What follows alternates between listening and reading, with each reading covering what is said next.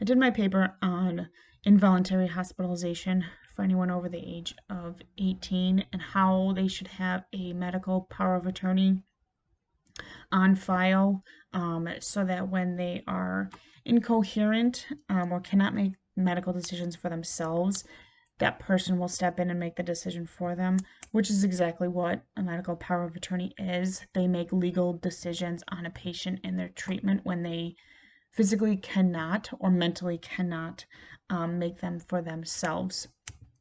Now people can pick their own, which is great, whether that could be a family member or a close friend that automatically has that person's best interest in mind.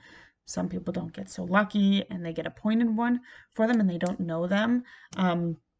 There's a European research study that was done in Europe by Dr. Chad Gundy, and he did a study from 244 patients, and then 244 healthcare proxies didn't know each other. They asked them a couple, multiple of questions.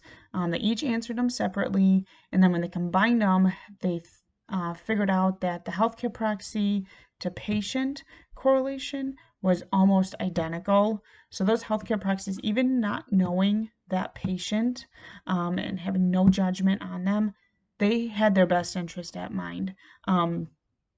Now, for somebody to figure out that they have some type of mental illness, the first like 1 to 5 years, that Rebecca Rodriguez stated in a paper called Involuntary Hospitalization Among Young People with Early Psychosis. Now, she states that the first 1 to 5 years of a patient's mental illness can be very crucial.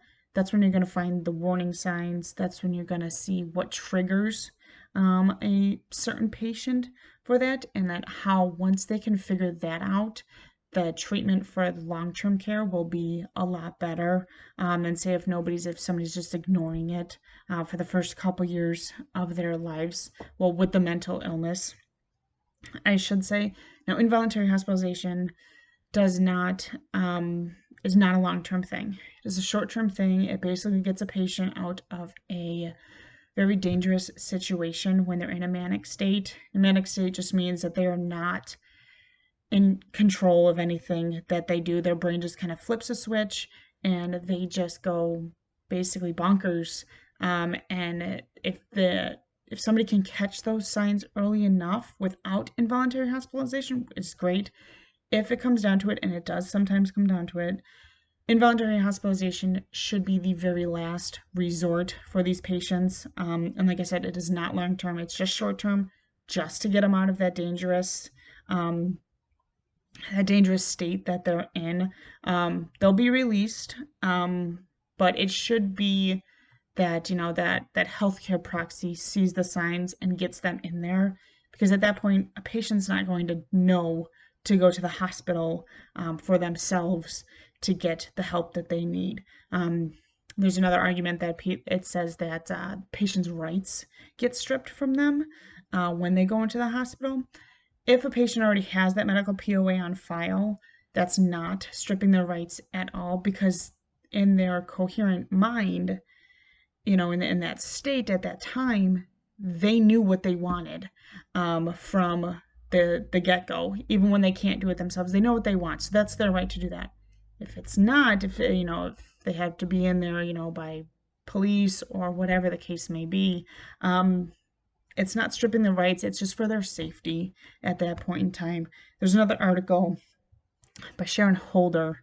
It says involuntary hospital process, knowledge based on healthcare professionals in a tertiary medical center in upstate South Carolina. She states that given the involuntary hospitalization process allows for a temporary suspension of an individual's freedom in favor of their safety, it behooves all parties involved in this legal process to be knowledge of the legislation or involuntary process in its hospitalization.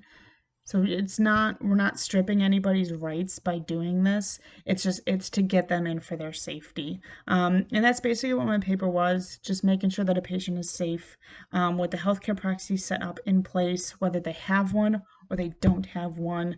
But either way, in the outcome, the whole thing is we just want patients to be safe. We want people to be safe. We don't want them hurting themselves. We don't want them hurting others. So if we can just kind of hold off on that with putting them in the hospital just for that time to get them out of that state and back in a normal state, that's all we really care about for a patient.